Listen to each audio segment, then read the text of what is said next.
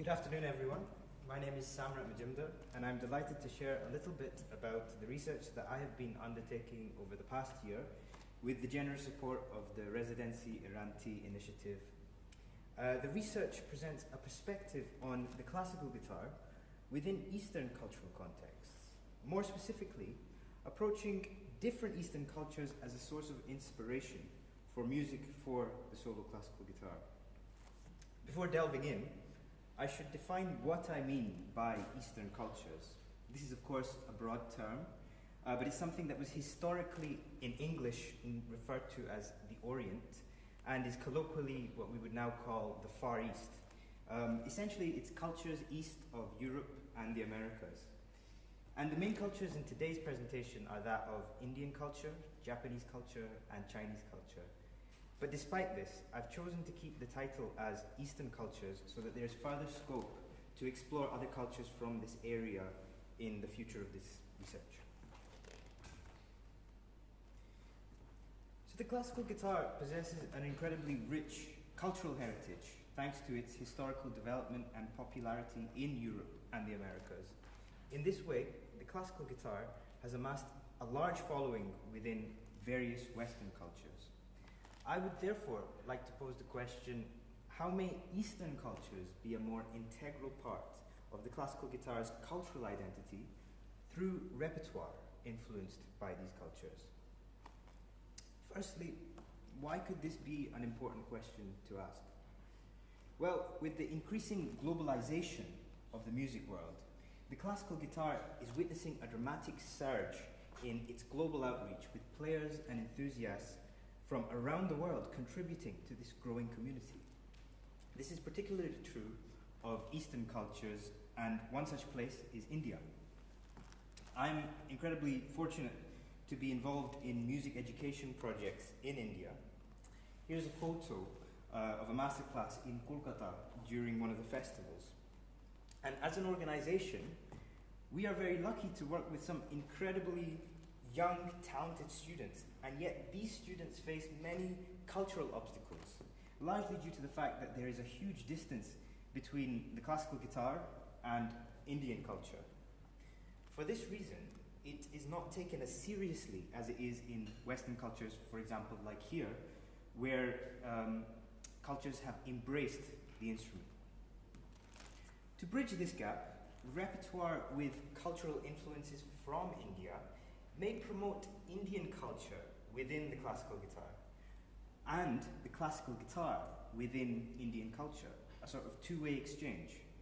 In doing so, music education is broadened to a wider range of cultures, and cultural promotion is possible through the medium of music. In conducting this research, I divided the material into two parts: arrangements and original compositions. We will continue by looking at some of the original compositions. However, if you are interested in reading about the research regarding the arrangements, you can access the digital version of this research thesis, a link to which I will provide at the end of this presentation. So one of the central figures in this research is the Japanese composer Toru Takemitsu. A prolific composer for the classical guitar, Takemitsu wrote works that often reference Japanese culture. One such example is his piece, Equinox. In this part, Takemitsu indicates to bend the fretted A note on the third string upwards so that it produces the note B flat, and then relax and loosen the bend, bringing the pitch back down to its typical A note.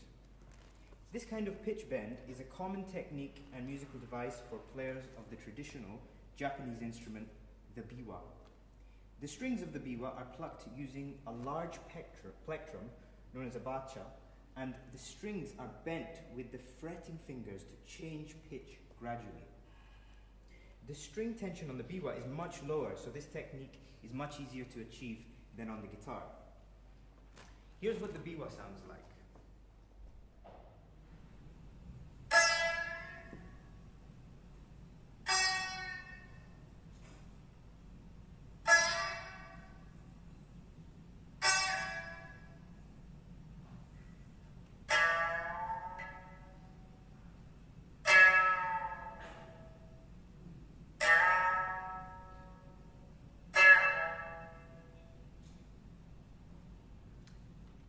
and in the piece Equinox, I've included a segment of Shin Ichi Fukuda playing this piece for his Naxos recording. The fragment comes at the very end of this section. I'll play it twice so you can hear it again.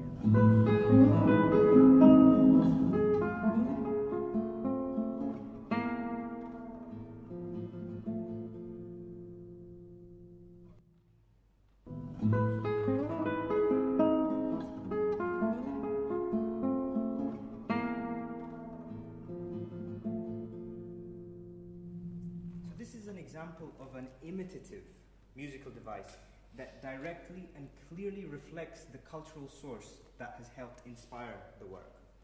Takemitsu notates this passage so that the guitar can imitate and mirror the timbre of the biwa. And an understanding of this imitation also proves useful to interpreting the work, as we may further explore how to recreate the sound quality of the biwa beyond Takemitsu's notation, such as searching where one may strike the string and the attack, how quick the attack should be.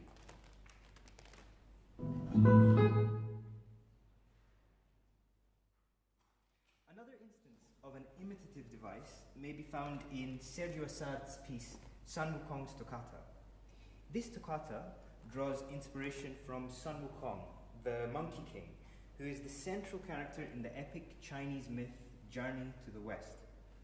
So the story follows Sun Wukong and his entourage of companions in animal form as they travel westwards from China seeking spiritual enlightenment. They encounter many thrilling adventures during their pilgrimage, and ultimately Sun Wukong reaches India, where he finally attains the enlightenment he was so longing for, a process known as Buddhahood.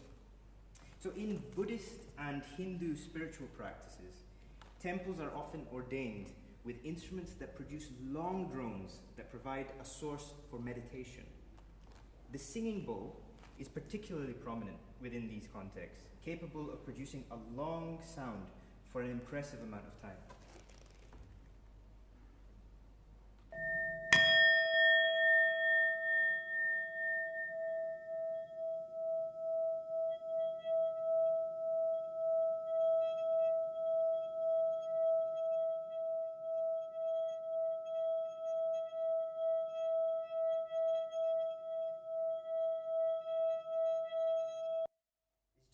Short version of it, but the video goes on for 5 minutes without him needing to restrike.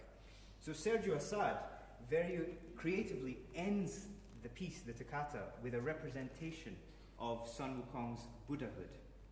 The performer is instructed to strike a tuning fork percussively against the neck of the guitar, thereby activating it, before placing it atop the surface of the resonating board.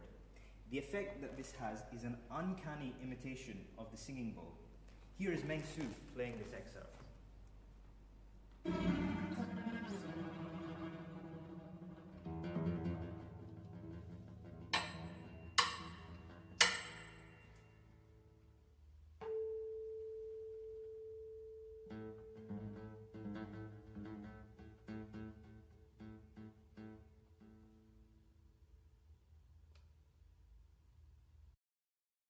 The other types of musical devices that represent cultural inspiration are metaphorical devices.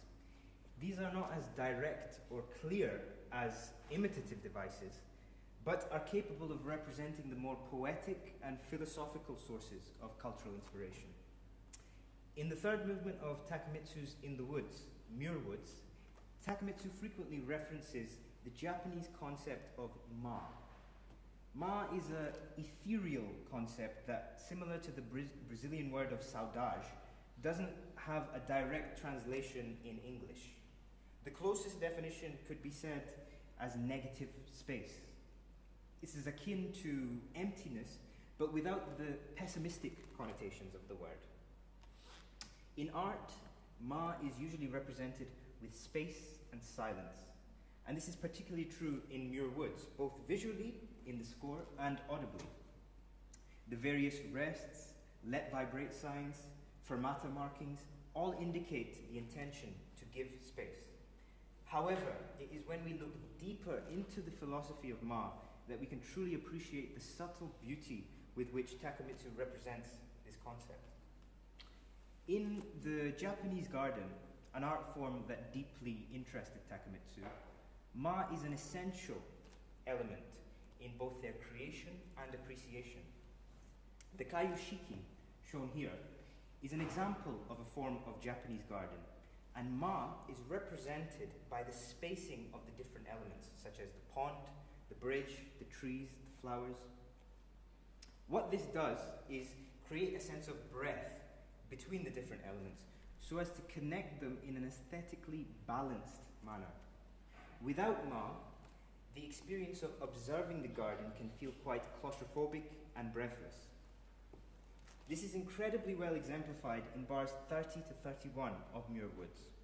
The final chord is a dotted minim notated with a fermata and coming from a piano decrescendo, basically a very long and spaced out note, so quiet that it's almost silent. And yet, as if this wasn't enough information for ma, Takemitsu adds a breath mark at the end, a subtle hint towards the importance of breath in the concept of ma, as with the Japanese garden. Returning to Sun Wukong's toccata, Assad illustrates the different characteristics of the Monkey King musically, using metaphorical devices. For example, Sun Wukong possesses the ability to travel anywhere within seconds thanks to his cloud walking boots. He flies through the air at incredible speeds atop these magical clouds. It's a little tricky to see here, but this ancient drawing of Sun Wukong shows him on top of these clouds.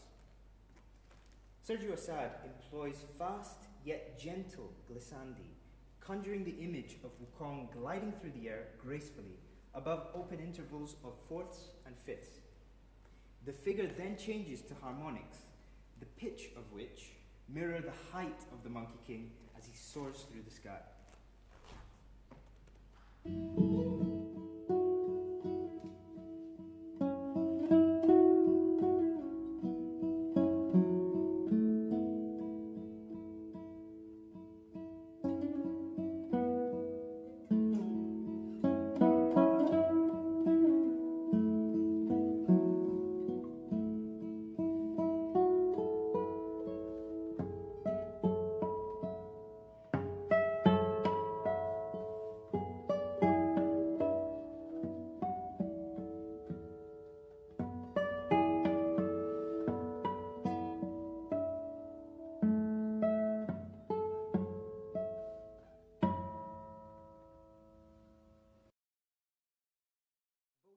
Imitative and metaphorical devices that I've discussed in the works of Takemitsu and Sun Wukong's toccata were an important point of discussion during my collaboration with Dr. Marco Romelli.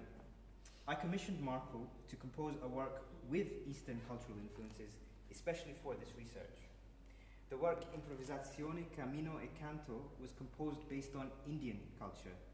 The piece features some elements which beautifully combine the idea of the imitative and the metaphorical, both musically and in terms of stagecraft as well. Marco implements the concept of ritual into the work in the context of live performance.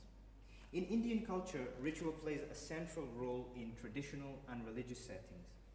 In Hindu ceremonies, rituals include the burning of incense, repeating of mantras, and the use of color, particularly orange. Orange is a color that is traditionally worn by Hindu monks and priests as an auspicious symbol. In the first draft of the work, Marco suggested the idea of a ritual around the performance, one which, to my immense joy, involved me wearing the color orange. The key words from this ritual are breath, listening, and meditation. Three important elements of the spiritually all-encompassing sacred Hindu sound Om. In this piece, there are passages of ostinato bass parts and drones, which, similar to the singing bowl, represent meditation, but in a more metaphorical sense. Melodic fragments are notated with tenuti to allow for a breathing quality within the phrasing, And there are moments where the tuning of the strings are to be changed whilst playing, requiring the performer to concentrate on listening attentively whilst performing. All these devices verge the line between imitative and metaphorical in a way that leaves the interpreter enough freedom to explore and express the themes themselves, whilst also receiving enough guidance from the score as to which direction to look. Here is an excerpt from the Camino that features the ostinato bass figures and tenuto marked melodies.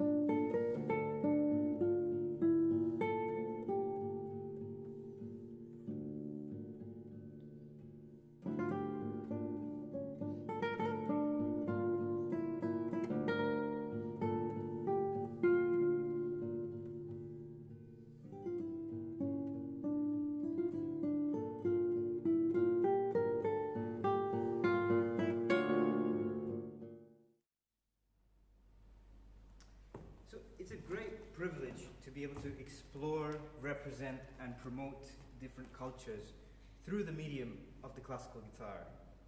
Musicologist Victor Anand Coelho stated quite eloquently, the guitar has acted as an important conduit for the transmission of culture and ideology, and it will certainly continue to do so, especially concerning Eastern cultures. However, with this privilege comes a degree of responsibility. In drawing inspiration from a culture, we are effectively appropriating that culture. The term cultural appropriation can be defined as the taking of elements from a culture, which in itself is not a problematic term, and we all naturally appropriate culture very often. For example, when we play music, cook food, learn the language, or tell the stories of another culture. Things become contentious when we veer towards the extremes of the spectrum of appropriation. On one end, we have the cultural harm thesis, which is described as the clumsy use of a style that can give a misleading and harmful impression of a culture. This tends to occur when there is a lack of awareness whilst representing a culture that leads to an inauthentic version of that culture. At its worst, cultural harm thesis can come across as potentially xenophobic and culturally insensitive. On the opposing end is a fervent response to the dangers of cultural harm thesis, cultural appreciation. Defined as the effort to earnestly seek to learn about or explore a different culture, cultural appreciation stems from a very benevolent ideology aimed at avoiding any cultural insensitivity, but at the expense of any cross-cultural activity. The belief is that non-members of a culture cannot authentically represent the culture, and so instead of appropriation, it should only be appreciated. This dogmatic approach certainly limits artistic liberty, as artists try to tiptoe around what may or may not be inauthentic. The only possible guidance I've ascertained in trying to strike a balance between these two extremes is to continually educate oneself about the culture that is acting as a source of inspiration.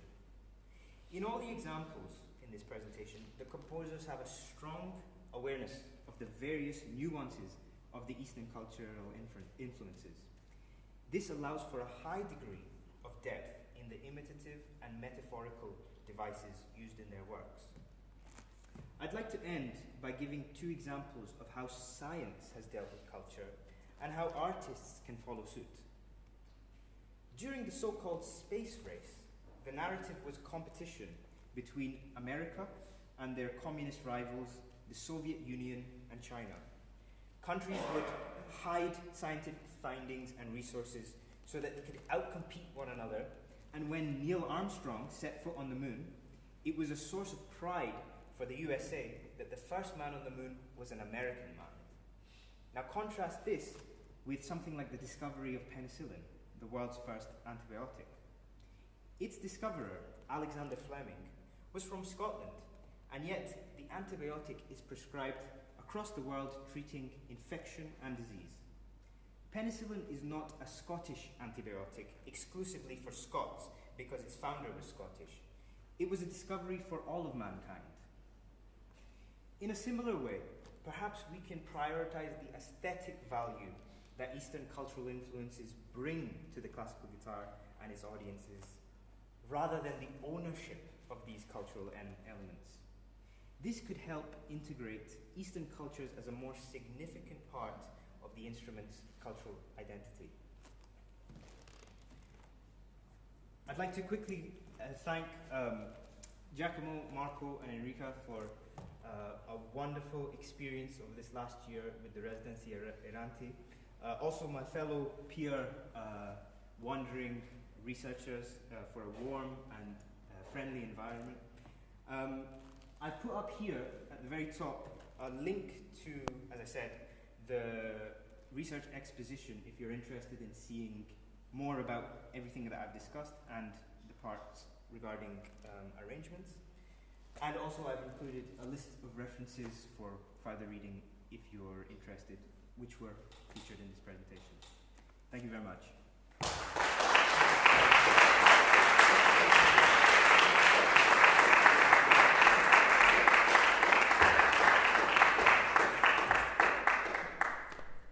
Any questions, domande? Se volete farlo in italiano io posso tradurre in inglese.